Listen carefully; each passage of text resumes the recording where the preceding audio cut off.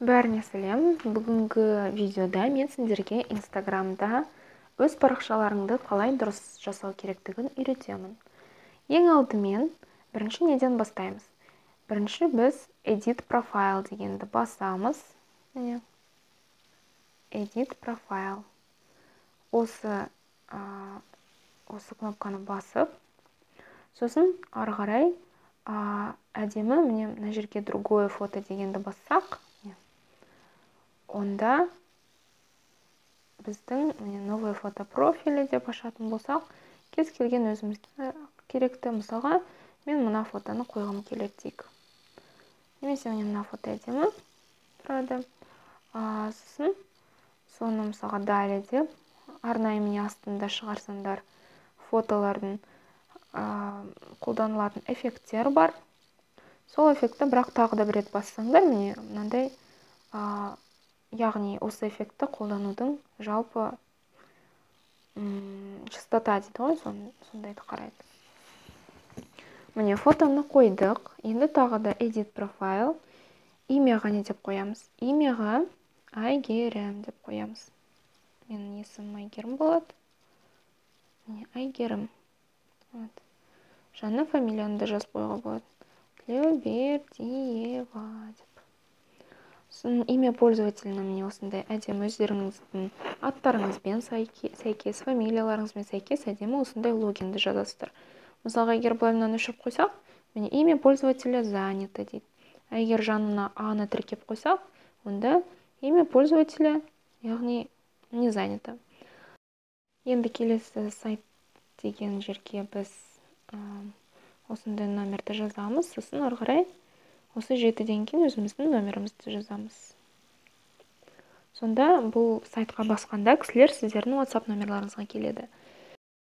Енді келесі өзіміз жайлы жазамыз. Ең алдымен, егер сіздер мектеп оқушысы болсаңыздар, мектеп оқушысы деп жазуға болады. Егер студент болсаңыздар, студент.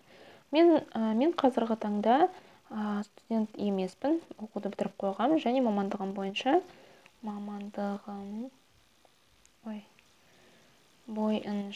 азық-түлік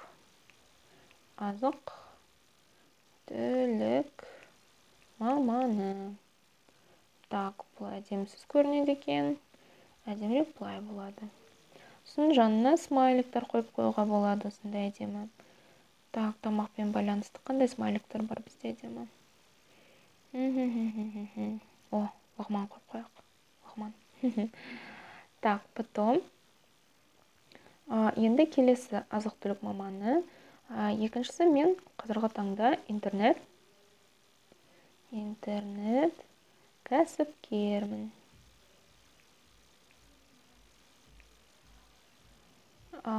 Сіздер мысалға дәл солай интернет кәсіпкер деп те атауға болады. Жанына интернеттің белгісін салып қою керек. Интернеттің белгісі менде қай жерде мұнда тұр. Егер арманыңа, енді тағы бір зат, адамдар сендерге жазу үшін осындай бір текст ойлап табу керек. Мысалға, менің ойлап тапқаным ол арманыңа жеткін. Арманыңа интернет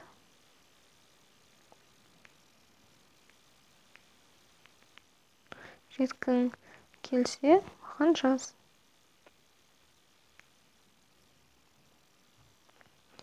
Маған жаз деп, сосын сотовыйдың телефонның, то есть номерін жазып қояйық.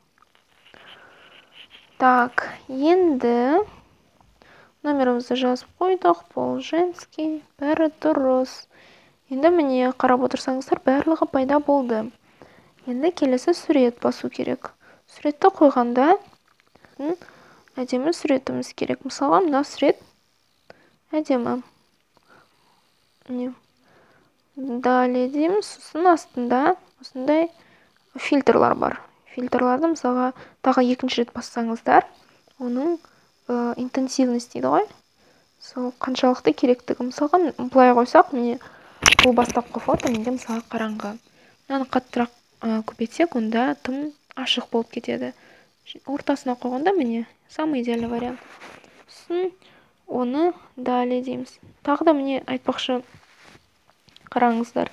Мына жерде фильтр дегендер бар, және изменить деген бар. Мыналардың барлығы олар фильтрлар. Қазір мен сендерге изменить дегенді көрсетем болады. Изменить деген басса, яркостьті изменить етуге болады. Міне былай. Мысалға, яркость можно вот так вот. Сосын контрастность, мысалға. Сосын детали. Детали деген фотоны более такой четкий. Міне көрдіңіздер ма? Сондай қылады. Тепло, так, тепло деген былай жасайық. Сосын насыщенность дегенде, насыщенность, так. Ну, насыщенность қатты керек емес бізге. Тени деген күшті жұмыс істейді бұл жерде. Высветлить. И вот далее. Енді қараңыздар. Локациямызды қосамыз. Енді мысалға қызықты пост жазамыз. Бәріне сәлем. Менің атым Айгерім.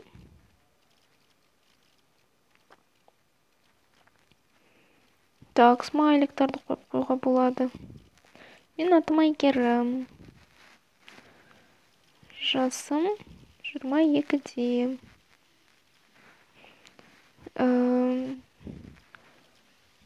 Так, мамандығым бойынша азық. Так, мамандығым азық. Так, азық түлік. Сіздермен мамандығым азық түлік технологиясы. Сіздермен жанына смайликтар қойып қояйық. Так, точка. Сіздермен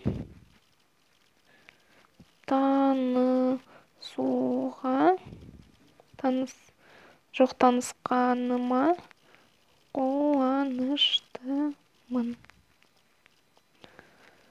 Жүрегі қойып қояйық. Сосын келесі зат. Міне біз осындай постты жаздық қой, қысқа нұсқа. Өз ойларыңызша, мысалға, сіздер қызықты кітап оқысаңыздар, сол кітаптан пост жазуға болады. Яғни соның текстін осы постқа жазуыңызға болады. Немесе тағы бір қызықты кісіден тағы да пост тапсаңыздар, оны да жазуға болады. Ал енді келесі хэштеги деген бар. Хэштеги деген міне осы знак бойынша жазылады міне. Осы знакты, яғни таңбаны ең басында қоямыз. Басында, мысалға, хэштег мен, хэштег Айгерім. Осы постқа байланысты хэштегтарды, осы постпен байланысты сөздерді іздейміз. Қандай сөздермен сіздердің фотоларыңызға лайкты көбірек басатын. Сосын қалай? Так, мамандық.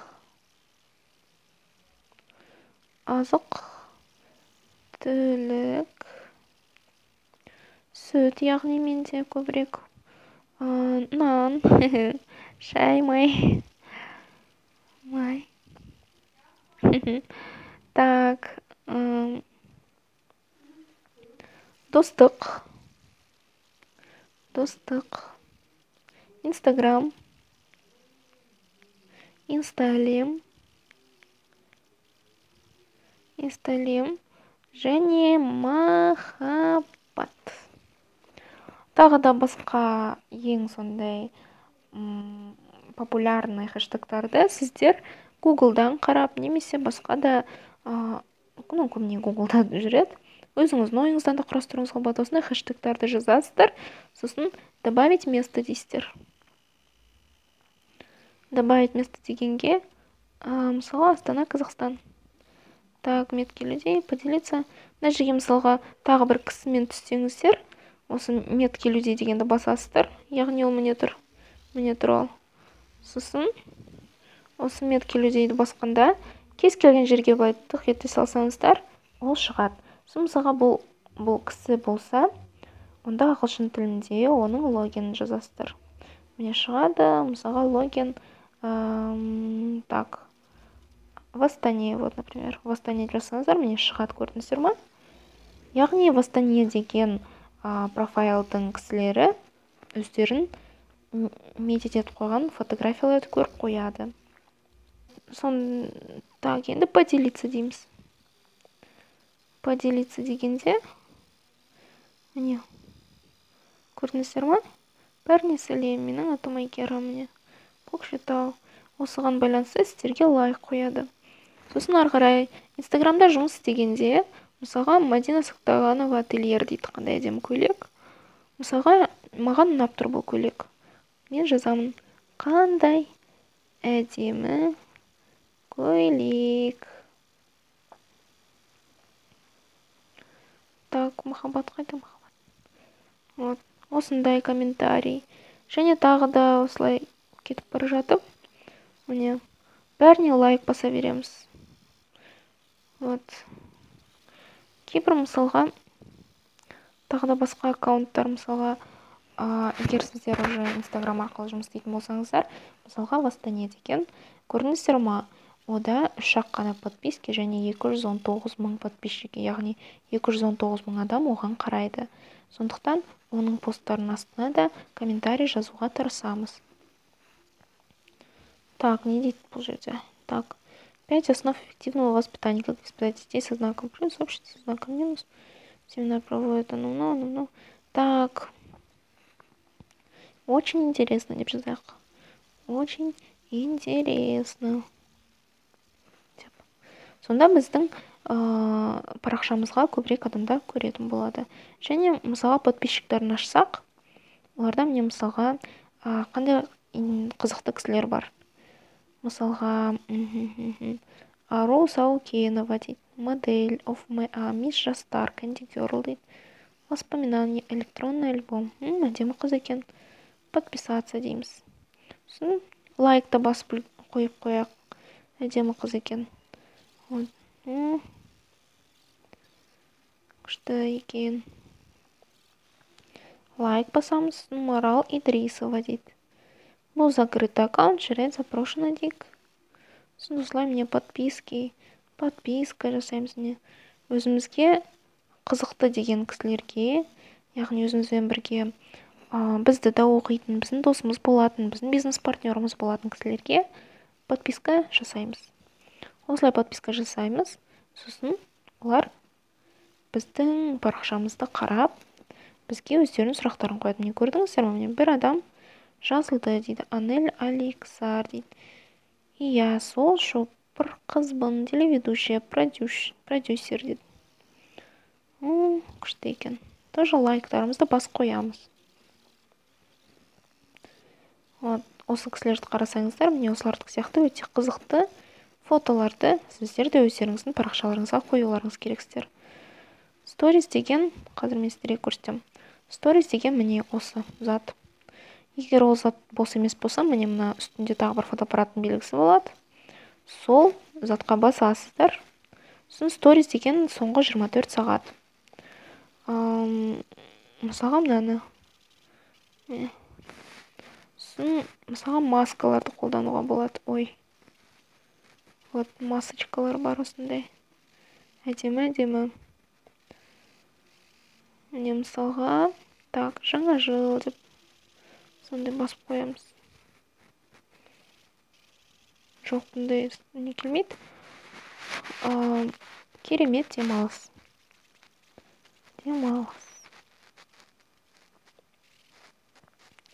Классический, модерн, печатная машинка, жирный дейді.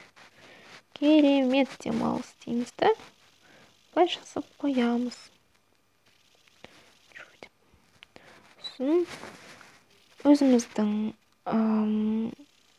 Өзімізге ұнайтын осындай фотоларымызды әдемілеп, әсерлеп, жазып.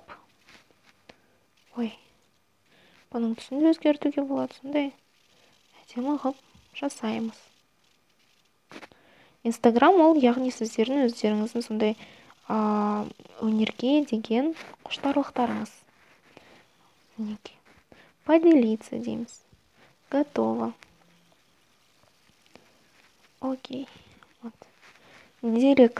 Директ деген міне мынау директ. Вот. Осы директ ашсақ, два запроса, бәрін өстіп жасайды. Ал сонымен достар, егер қызықты болса лайк басыңыздар, менің парақшама жазылыңыздар. Бүгінгі сіздермен болған мисс О.